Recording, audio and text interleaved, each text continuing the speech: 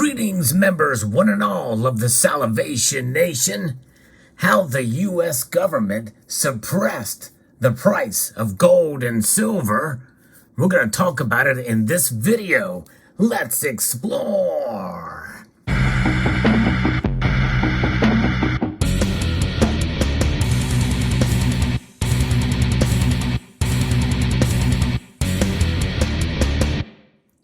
Indeed. Now, for those of you who are familiar with my channel, you know that there's a bit of pushback I have on the idea of the theory of manipulation by the big banks around the world to suppress the price of gold and especially silver. But I do contend and admit that there is some manipulation going on, and we have seen evidence of that. In fact, court evidence and convictions as of late, recently by J.P. Morgan officials, big traders in the precious metals desks, have been convicted of spoofing, manipulating the price of gold and silver. But suppressing it is a different matter.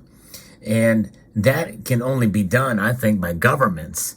And I believe the United States government has done that and continues to do that to some extent even to this day. Because I'll be referencing two different stories here. One from Numismatic News that talks about it, especially with relation to gold. And then we're going to look back through history about silver and the Coinage Act of 1965 and what Johnson did there and the government and the Treasury Department did with regards to silver. So is the price of gold and silver manipulated? The available evidence answers yes, as it applies to past decades. And indeed, that's how we're looking at this through the lens of history.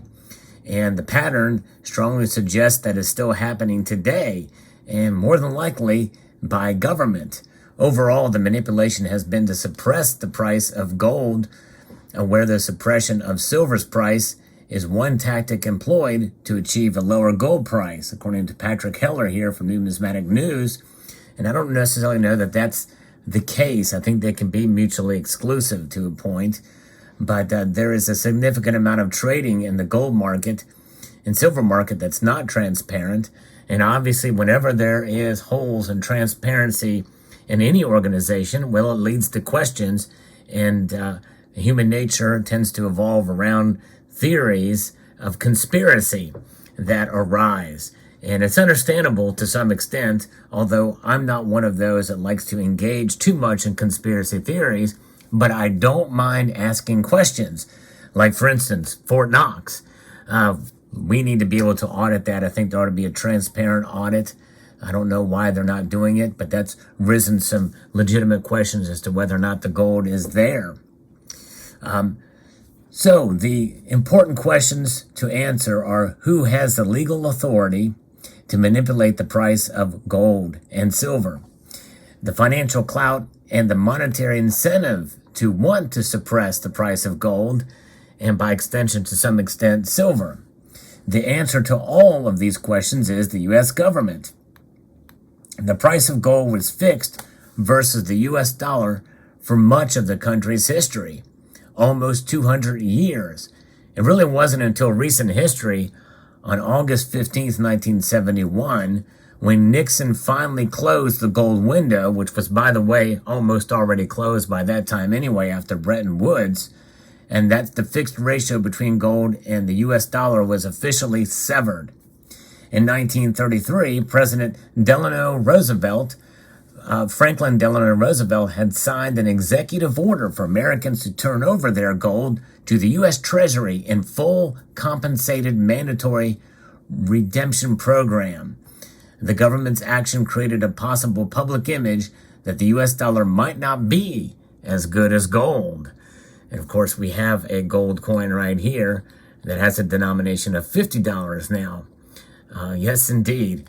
Amazing how times have changed over that time, over that period. But nonetheless, this is where we're at today. And this is what happened back then when the U.S. Treasury wanted to create this compensation program that was required.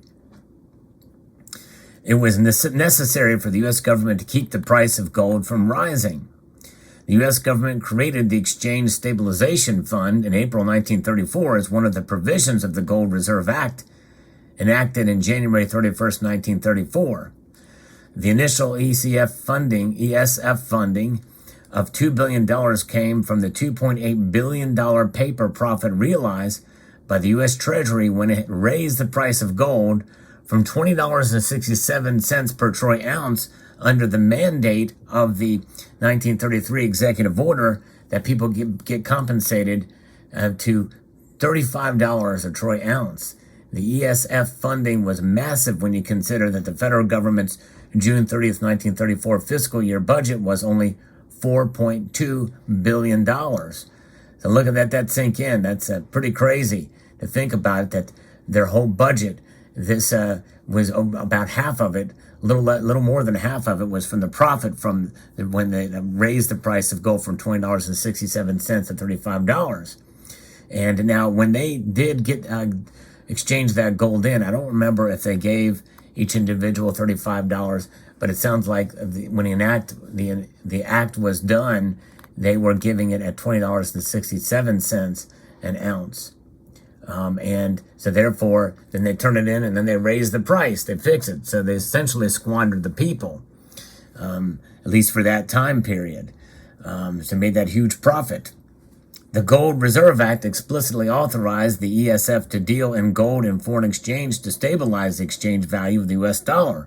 With subsequent amendments, the Secretary of the Treasury is authorized to use the ESF assets with the approval of the President to deal in gold, foreign exchange, and other instruments of credit and securities. Therefore, the U.S. government has been authorized without any oversight from Congress to manipulate the price of gold for the past 88 years.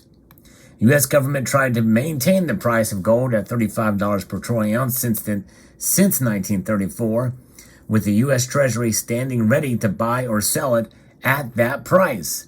Initially, the $35 price was well above the global price, which caused the Treasury to be a major accumulator of gold.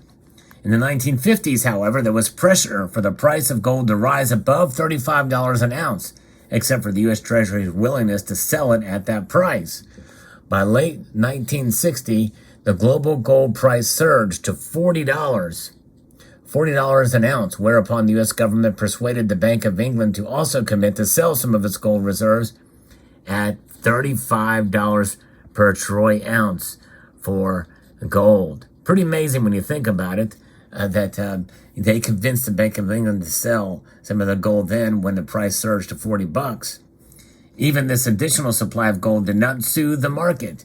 In November 1961, the United States, Germany, United Kingdom, France, Italy, Belgium, Netherlands, and Switzerland established the London Gold Pool to provide 240 tons of gold, which is 7.7 million ounces, to help meet global demand. The U.S. Treasury provided half of the gold committed to this blatant price suppression effort. Again, the government did this. In theory, the London Gold Pool would sell all gold when demand, or sell gold when demand was strong, then replenish inventory during times of weak demand. What actually happened is that the gold demand at $35 per ounce continued to increase. To help ease demand, the private sector was allowed to trade gold as a commodity at a higher price, while the governments continued to exchange gold among themselves at the $35 price. The government was not successful at holding down the price of gold at $35 an ounce, even with support of the other nations in the London Gold Pool. France exited the London Gold Pool in 1967, then British pound was devalued 5 months later. In fact, there was a speech that was given by the Prime Minister of France at or near that time, I think in the early 70s, degrading kind of what had been happening, what the United States did, what Nixon had done. And France was exiting early on, and then the British pound was devalued. The London Gold Pool effectively collapsed in March of 1968. The U.S. government continued to pretend that gold's price was still $35 an ounce, but it only allowed other governments to acquire it at that price, and only if that other government had not purchased any gold at the higher private market price. Finally, on August 15th, 1971, U.S. President Richard Nixon announced that the U.S. Treasury would temporarily suspend all redemptions of gold, a suspension still in effect today, more than a half century later. Once the U.S. government closed the gold exchange window in 1971, the volume of gold futures contracts traded on the Commodities Exchange, in other words, the COMEX, soared. This exchange enabled major market participants to sell short gold contracts without having the physical metal to deliver against a mature contract. In essence, this created the impression of a far larger physical gold inventories than actually existed, which had the effect of holding down gold's price. In the 1970s, at the suggestion of metal analyst Jeffrey Christian, central banks also began to lease their physical gold reserves as a means to derive some income on an otherwise inert asset.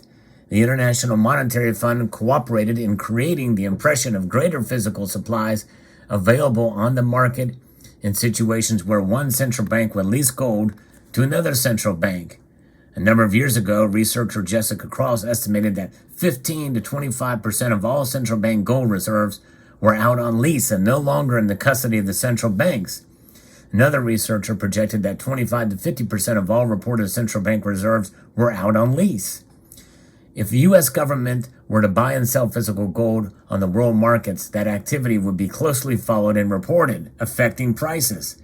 Therefore, the U.S. government would need to manipulate gold prices through actions taken by others. The financial clout of the U.S. government can effectively force cooperation in manipulating gold prices. Among those most susceptible to cooperating would be the 25 primary trading partners of the Federal Reserve Bank of New York, the IMF, the Bank of International Settlements, and allied central banks.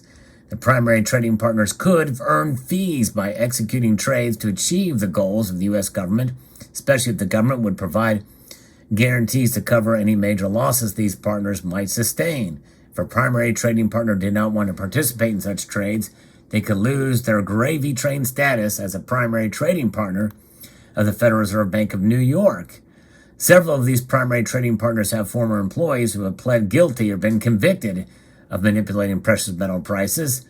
And J.P. Morgan is one of those. We've discussed that. And others have paid hefty fines in recent years for manipulating precious metal prices or other irregularities in the precious metals trading, including Bank of America, Barclays, Citigroup, Deutsche Bank, HSBC, and etc. There's a lot of others out there.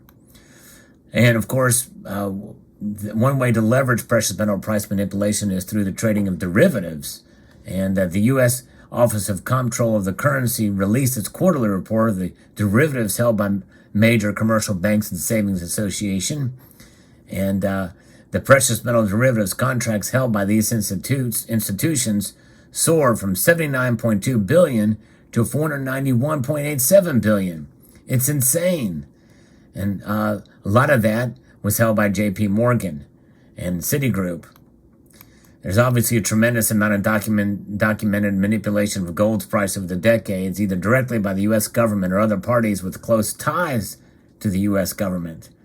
And so that is kind of where things are at there. But, you know, one thing about this is the ironic thing is the gold that's held in the Treasury Department in Fort Knox and other places is valued at $42 and some odd cents. I don't know the exact cents, but I think it's $42 is the, quote, the official price of gold held by the Treasury. So there's your ties to somewhat for manipulation there, and to some extent suppression of what they've done in the past. Although I think now there's enough separation between the some of these big banks and the governments now, because really gold and silver is not that much of a threat. We're so far removed from it now. But how would this happen with silver? We have the Coinage Act of 1965, which was enacted on July 23rd of that year, eliminated silver from the circulating United States coinage, the dime and the quarter dollars. It reduced the silver content of the half dollar from 90 to 40%. And the half dollar was and that silver was eventually eliminated by a 1970 law. There's been coin shortages beginning in 1959. from the Bureau of the Mint, as it was called at the time, expanded production to try to meet demand. In the early 60s was a time of increased use of silver both in the coinage and in industry, putting pressure on the price of silver, which was capped at just over $1.29 per ounce by government sales at the time. The silver in a dollar's worth of quarters would be worth more as bullion than as money if the price of the metal rose past $1.38 per ounce, and there was widespread hoarding of silver coins.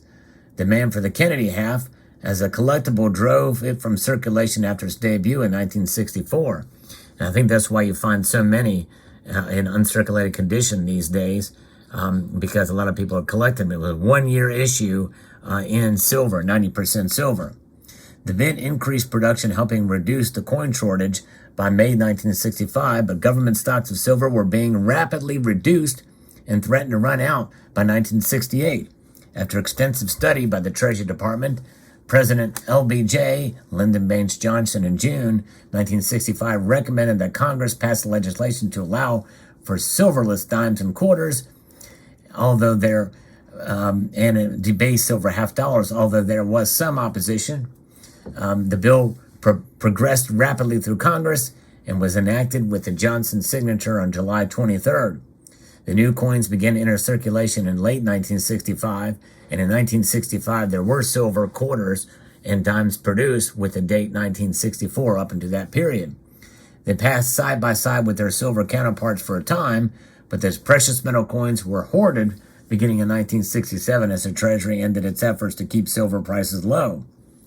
The act also banned production of silver dollars until 1970, and also Lyndon Baines Johnson basically railed against those who, quote, hoarded silver coins. Of course, that's the derogatory term to use, but people were smart to accumulate those coins because they saw the writing on the wall. And so that was kind of their effort, in a sense, to kind of suppress the price of silver. But yes, indeed. So there it is.